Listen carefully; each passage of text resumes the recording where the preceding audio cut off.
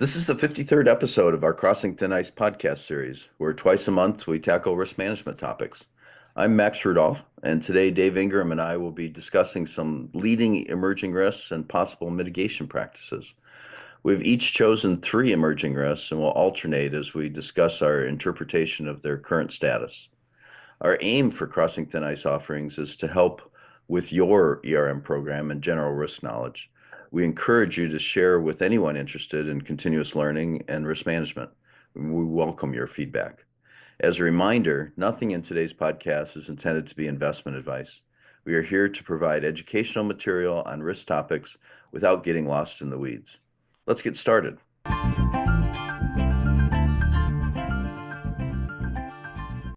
As I was reviewing a longer list of emerging risks, it was clear that other risks interacted as threat multipliers to increase the likelihood or severity of these risks.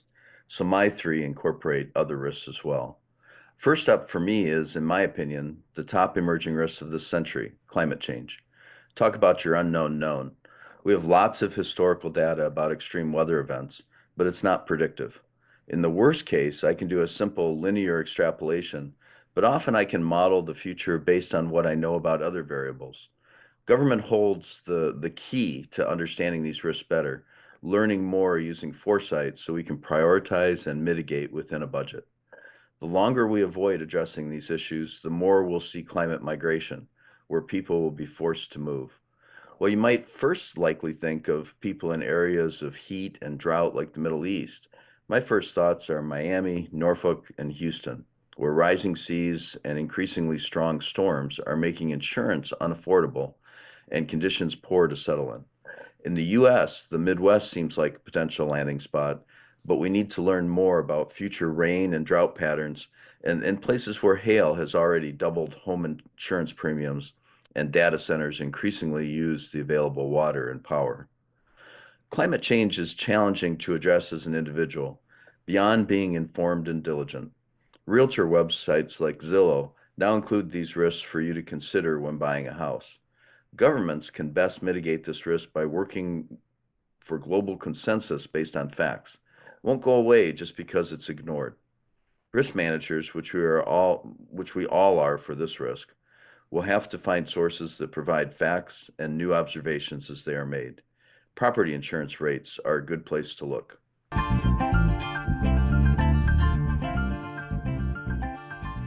So our first emerging risk that I wanted to talk about today was that of wars and geopolitical conflicts. You might say that it's not emerging, it's already happening, but I think it's a matter of scale. The wars and conflicts that are going on now have been at least somewhat contained, but ongoing and escalating tensions could turn into a major conflict that spreads and pulls in many other players, intensify its impact both on global political stability, economic growth, and supply chains.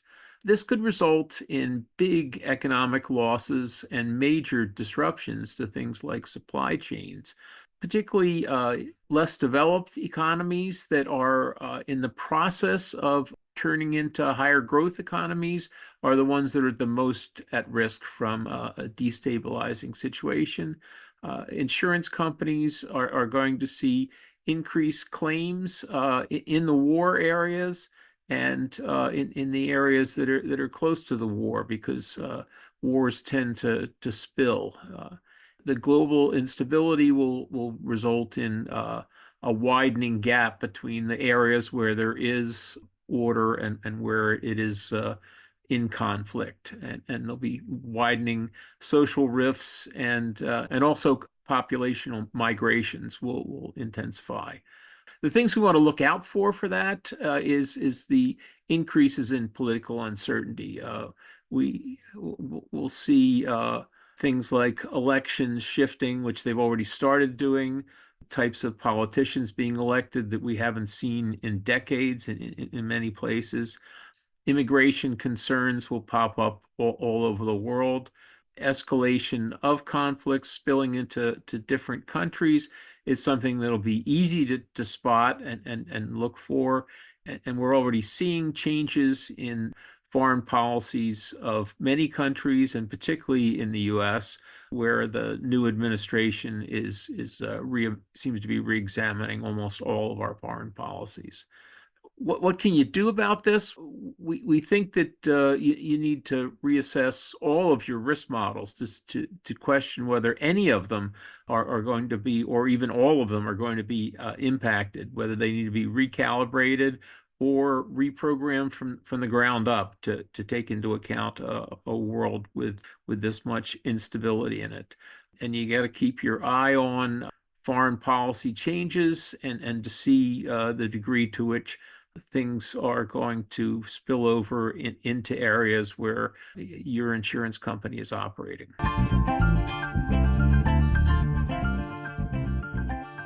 Next up are infectious diseases. We are near the end of COVID-19 as an event, but what have we learned for the inevitable next go-round? The U.S. has taken steps to leave the World Health Organization and weaken the best infectious disease teams in the world. Each of these organizations could be improved, but ignoring the implications does not impact the actual risk and likely increases it. A new spillover event that impacts young adults, whether it be influenza or Ebola, would shut down the world in many ways. We muddled through COVID by throwing money at the economy, making it more fragile for the next time.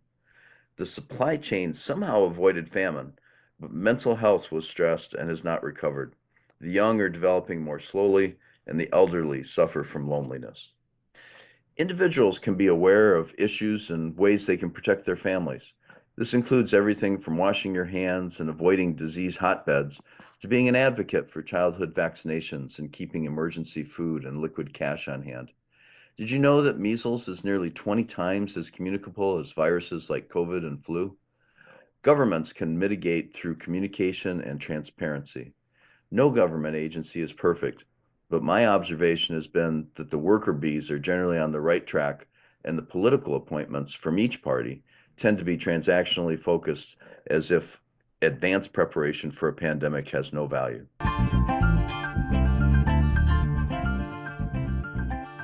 All right, well, the next emerging risk I wanted to talk about was disruptive technology, and you know what I mean. I'm talking about AI risk. The rapid changes in AI bring concerns to most people that are thinking about it. At the top there is the overlap between the AI risk and cybersecurity, but AI is really, really good at producing misinformation, biased results. Is good enough now that it can lead people to tend to over rely on it to a greater extent than is actually justified by the actual quality of the output. There's an awful lot of discussion and a little bit of action so far in terms of workplace displacement, people losing their jobs because of AI. Probably some of that's going on so far is not as much due to AI, but due to things that were coming down the pike anyway, and AI becomes a good thing to blame for that. The risks from AI of misuse or failure to appropriately adopt controls with it are becoming more pronounced.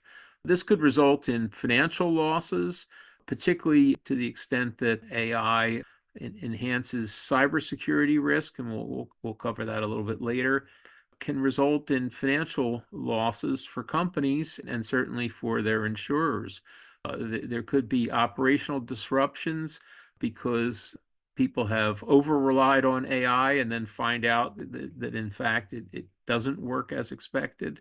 There could be significant reputational damages to companies if they find out later that there was some systematic bias that's being amplified or automated in effect by using AI.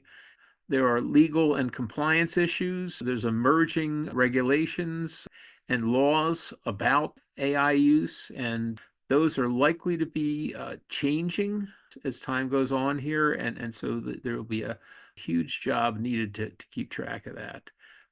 The kind of things you'll see that'll point to a higher amount of technology risk are the cybersecurity attacks or effective cybersecurity attacks. Many cybersecurity attacks in the past that have been ineffective, and it could be that the number could go down, but the effectiveness could go up with AI use. Got to be alert to see if there is a lot more manipulative information going out through particularly social media, and some of that might affect insurance companies directly. Also, there's the transparency issues that come up because of AI. There may be some confusion within a company as to whose responsibility it is to understand what the AI is doing.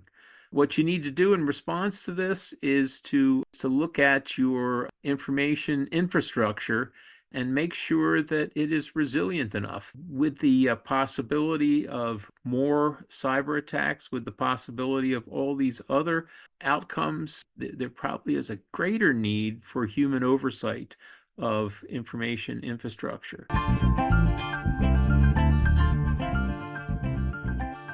Finally, my last risk looks at high levels of debt, both for governments and individuals. While I was already reading up on John Law and his version of modern monetary theory in the Mississippi Company, the recent focus on tax reduction and tariffs make market instability, asset price fluctuations, and the risk of currency shocks higher than ever. With today's high level of government debt, historically demographics have driven GDP higher or taxes have been raised to bring the ratio down. Economists who have looked at past insolvencies and currency devaluations have found that debt to GDP levels at 60% are at the high end of safe levels, and levels above 90% eventually have a problem. We are over 120% in the US and not near the highest globally. A challenging demographic roll of the dice means the US will have an increasing burden from the elderly absent a continuing offset from immigration. Migrants also put downward pressure on inflation by providing labor supply. Many of these emerging risks interact. Potential unintended consequences abound and need to be studied. High levels of debt create economic fragility. When governments are trying lots of things at once, it makes it more likely that at least one will blow up the economy. There is a reason we study changes before they are implemented. Long-lasting solutions abound, but require moderates willing to work with others to improve the process. Policies that are designed to work across longer time horizons will serve us well across all of these risks. I know I sound like Debbie Downer with these comments, but I'm really not. Winston Churchill's comment about Americans eventually doing the right thing, but it's not always the first thing we try. By taking a step back and using some common sense and foresight, we can develop strategies that add value.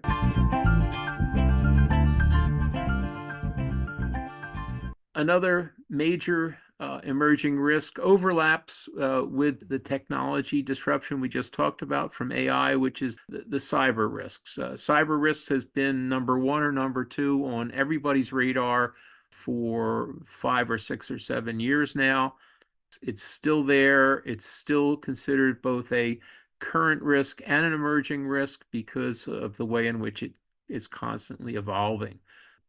Cyber risk can cause catastrophic economic losses. We haven't seen a company yet claim to be driven out of business by cyber attacks, but we certainly have seen losses to large companies that amount to a quarter or more of earnings. You can see supply chain disruptions from cyber attacks and infrastructure failures. Things like our power systems, water supplies, and transportation systems are all subject to potential cyber risks, which would have ripple effects throughout the economy, affecting all of our activities, both directly and indirectly. Some of the signals you want to look for to show that this emerging risk is becoming more imminent is that you'll see disruptions to different types of critical infrastructure. The sophistication of the attacks is expected to continue to increase. The charges for ransomware and other attacks are evolving. I've seen news just in the last couple of days where some governments are looking to possibly making it illegal to make ransomware payments to try and drive the criminals out of business that way. But most businesses have noticed that the cyber criminals have kept the charges at a level where it makes sense for them to pay them rather than fight the whole thing. So you need to keep up on your infrastructure resilience on this. Keep all your software up to date. You got to make sure that you're taking all the measures to protect your critical systems from both cyber attacks and technical failures. Keep your security protocols up to date. Stay ahead of the evolving cyber threats. Keep up with those annoying employee training exercises, and also pay attention to the third party access to your systems, and continually go over your response plans. Today, we have discussed several key emerging risks and potential mitigation strategies. Max identified climate change as his top emerging risk, emphasizing the importance of government action and global consensus based on facts. He also highlighted the risk of infectious diseases, stressing the need for transparency and communication from governments as well as individual awareness and preparedness. His third focus was on the high levels of debt for governments and individuals, which can lead to economic fragility and potential unintended consequences. I then talked about wars and geopolitical conflicts as an emerging risk due to the fact that their potential to escalate disrupt global stability, economic growth, and supply chains. I also addressed AI risk, particularly the overlap between AI and cybersecurity, the spread of misinformation, and the potential workplace displacement caused by AI. And lastly, I covered cyber risk, emphasizing the need for infrastructure resilience, up-to-date security protocols, and employee training to stay ahead of evolving cyber threats. But there are quite a few other emerging risks that we did not mention, such as microplastics.